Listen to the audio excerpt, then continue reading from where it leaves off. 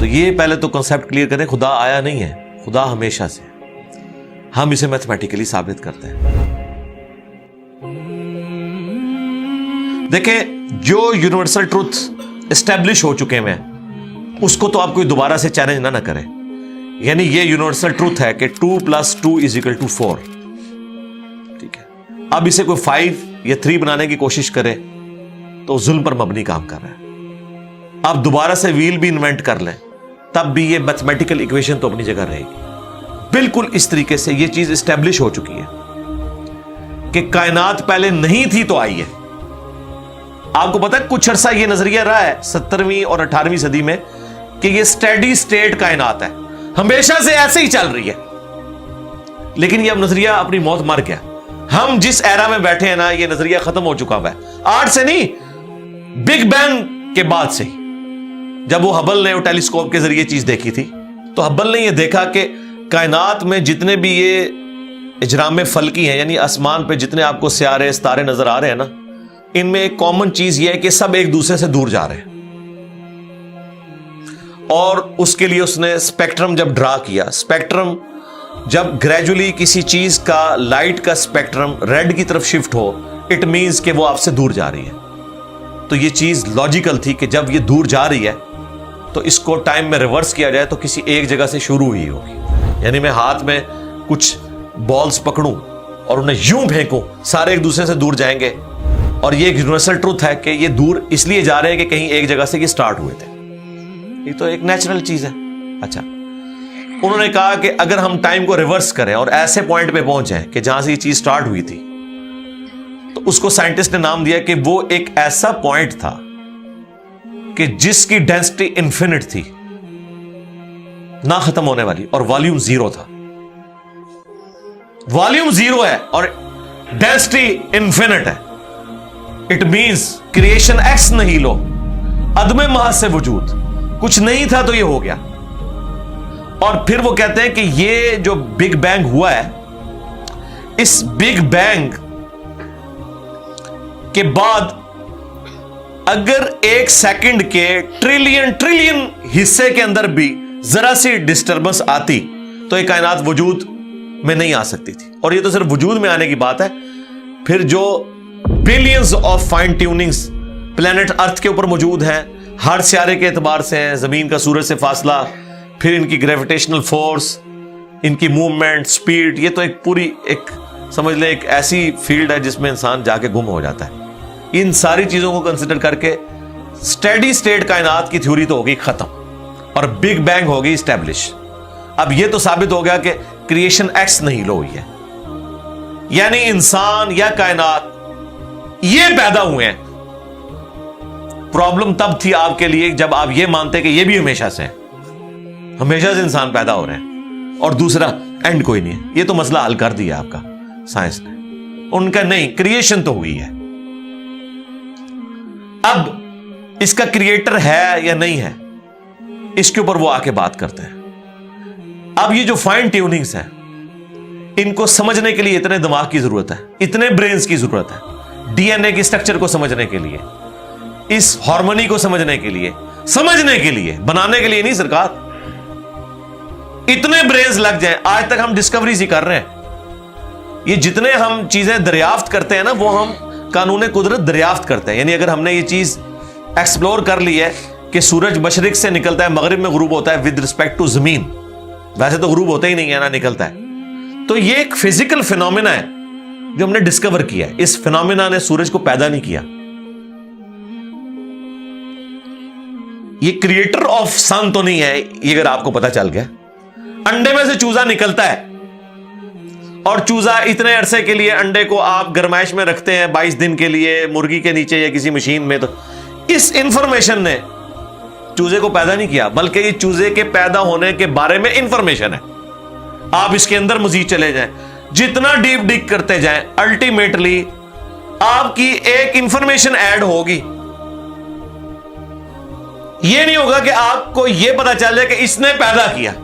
وہ تو مرغی کو خود نہیں پتا جو پیدا کرنے والی ہے, کروکوڈائل کو, ایلیفینٹ کو, یہ پتہ ہی نہیں میرے اندر کیا کیا کوالٹیز ہیں. جس کو یہ پتہ ہی نہیں میرے اندر کیا کوالٹیز ہیں, انسان کو نہیں پتا ابھی تک میرے اندر کیا کوالٹیز ہیں, یہ تو بھی سائنس تھوڑا بہت آپ کو ایکسپلور کر رہی ہے. تو کریٹر تو ہم ان کوالٹیز کے ہے ہی نہیں ہے. اور پھر پیچھے ایک برین اس اعتبار سے ہے کہ وہ ایک آرگنائز طریقے سے, اور یہ بھی چیز ڈیفینیٹلی فیزیبلٹی کے تحت آپ سمجھیں میتھمیٹکس میں اسٹیبلش ہو چکی ہے کہ یہ پورے ایک آرگنائز طریقے سے جو چیز چل رہی ہوتی ہے اس کے پیچھے ایک برین ضرور ہوتا ہے. برین کے بغیر یہ کوئی ڈیزائن کر نہیں سکتا. فزکس کا second law of thermo dynamics جو ہے کہ انٹروپی یا تو کانسٹنٹ رہتی ہے یا انکریز کرتی ہے, یعنی ڈس آرڈر. خدا نہ خواستہ یہاں پہ دھماکہ ہو جائے تو ہر چیز بکھر جائے گی. اس کے بعد دنیا کا کوئی دھماکہ دوبارہ اس کو اس حالت میں ارینج نہیں کر سکتا.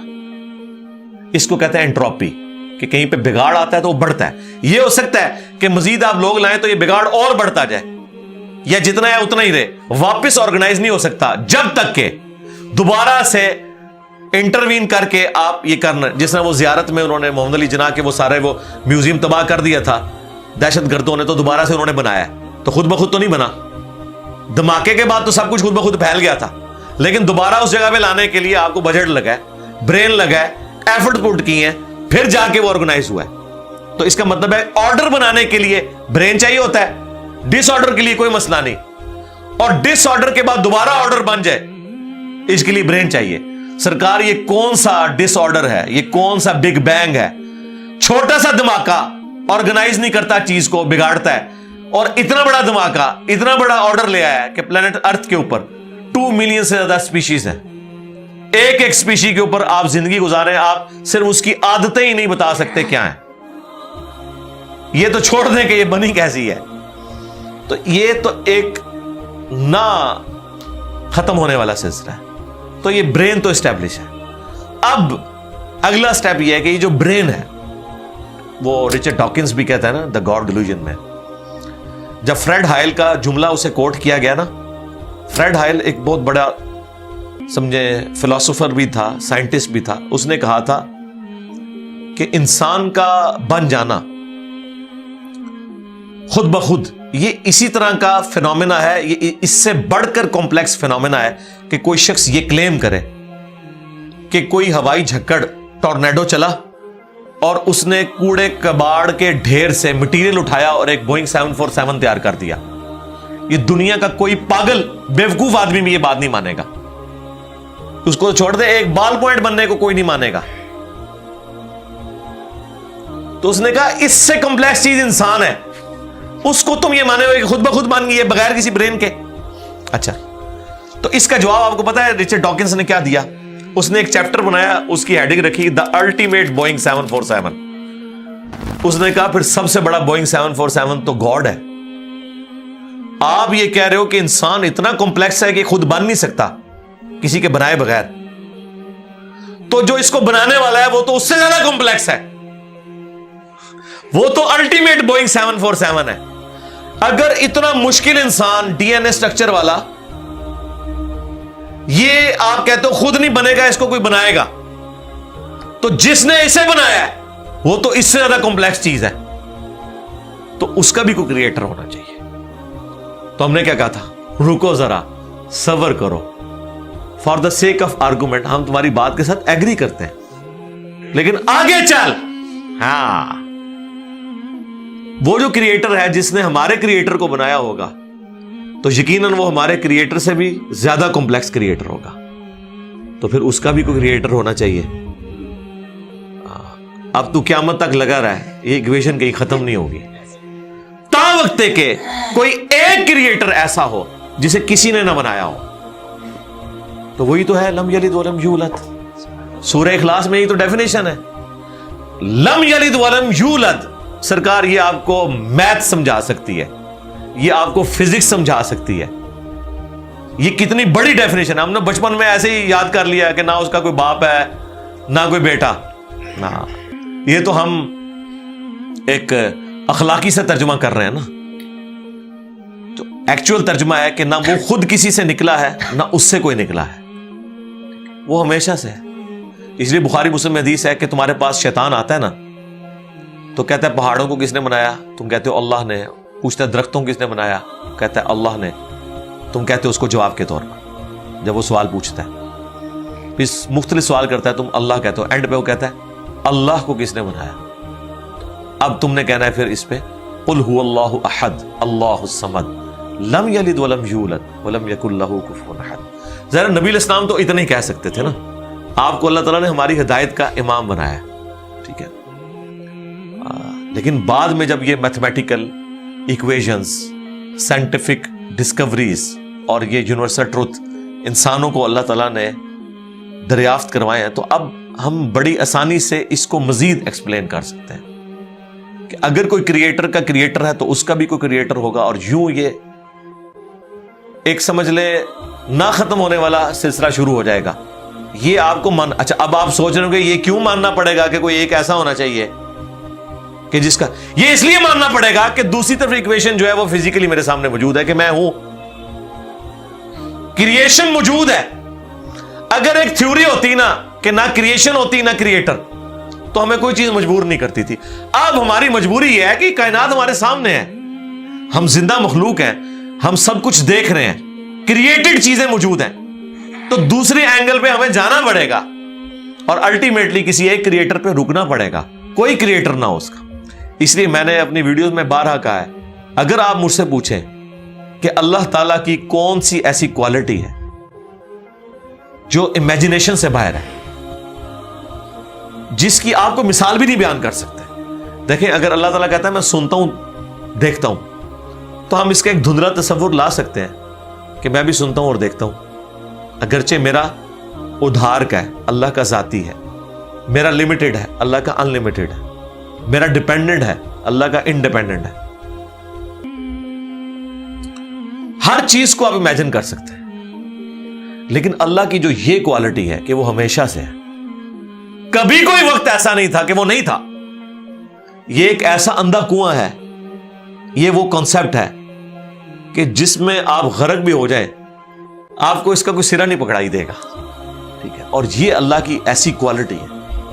بہرحال یہ کوالٹی تو ہم اللہ کے ساتھ شیئر نہیں کر سکتے، لیکن جو اس کی دوسری کوالٹی ہے کہ وہ ہمیشہ کے لیے ہے، اس نے دیکھیں آپ کو شیئر کر لیا ہے اپنے ساتھ، خالق اور مخلوق کے فرق کے ساتھ ہمیشہ کی زندگی اس نے جنت میں آپ کا مقدر کر دی ہے۔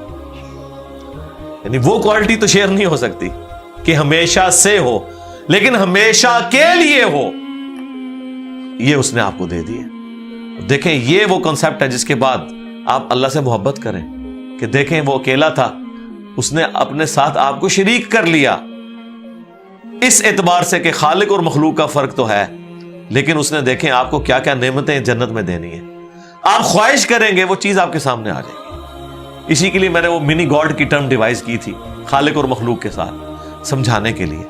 اور اب سے اس سے بڑی بات یہ کہتے ہیں یہ جی وہ جنت میں تو آپ دعا کریں گے تو آپ کو ملے گا، خواہش اور کن فیکون نہیں ہوگا۔ سرکار خواہش ہی ہے، اور آپ تو بات ہی نہ کریں، آپ تو اپنے بابوں کے لیے دنیا میں یہ کہتے ہیں نگاہ مار کے کر دیتا، تسی دنیا نگاہ مار کے کر دو دعا بغیر۔